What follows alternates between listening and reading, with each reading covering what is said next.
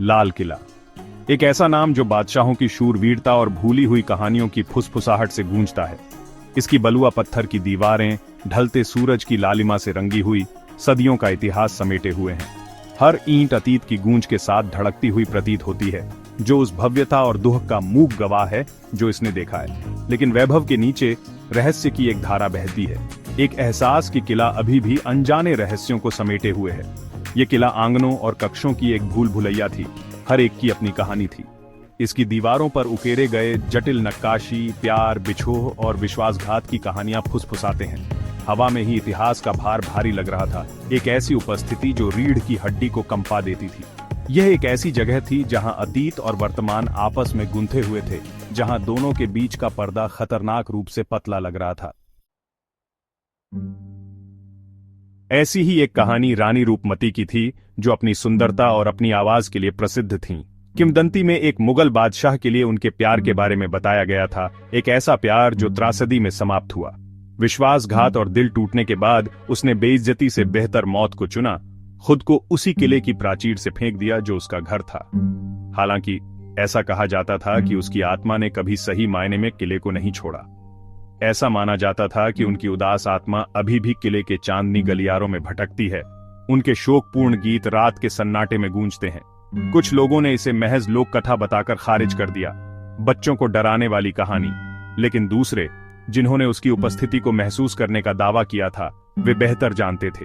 उन्होंने एक ठंडी हवा के बारे में बताया जो उनका पीछा करती थी, चमेली की हल्की गंध और सबसे भयावह रूप से एक महिला के उदास गुनगुनाहट के बारे में, जिससे उनकी रीढ़ की हड्डी में ठंडक पैदा हो जाती थी। माया, एक युवा इतिहासकार, लाल किले के रहस्य से आकर्षित थी। अपनी नोटबुक और ज्ञान की प्यास लिए वह इसकी दीवारों के भीतर छिपे रहस्यों को उजागर करने की उम्मीद करती थी। उसने अपने दिन किले के इतिहास के टुकड़ों को जोड़ते हुए प्राचीन ग्रंथों को पढ़ने में बिताए।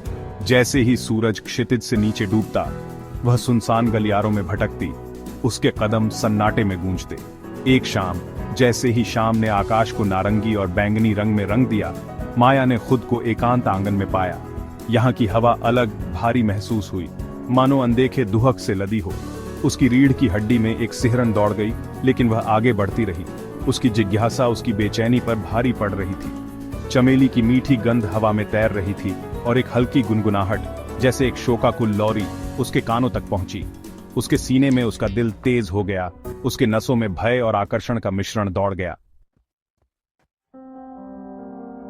गुनगुनाहट तेज होती गई और माया ने अपने पीछे एक ठंडी उपस्थिति महसूस की। वह घूम गई, उसकी सांस उसके गले में अटक गई। वहां खड़ी फीकी चांदनी में नहाई हुई अलौकिक सुंदरता की एक आकृति थी। उसकी आंखें गहरे दुख से भरी हुई माया से मिलीं और एक पल के लिए समय मानो थम गया। फिर जितनी जल्दी यह प्रकट हुई थी, आकृति गायब हो गई। केवल चमेली की सुगंध और एक सन्नाटा पीछे रह गया, जो पहले से कहीं अधिक गहरा था। माया वापस लड़खड़ा गई, उसका दिल उसकी पसलियों से टकरा रहा था। उसने अलौकिकता को छू लिया था, अतीत के द्रुत शीतन स्पर्श को महसूस किया था। अनुभव ने उसे हिलाकर रख दिया, दुनिया के बारे में उसकी धारणा को अपरिवर्तनीय रूप से बदल दिया। उसने अपना शोध जारी रखा, लेकिन किले में अब पहले जैसा आकर्षण नहीं रहा।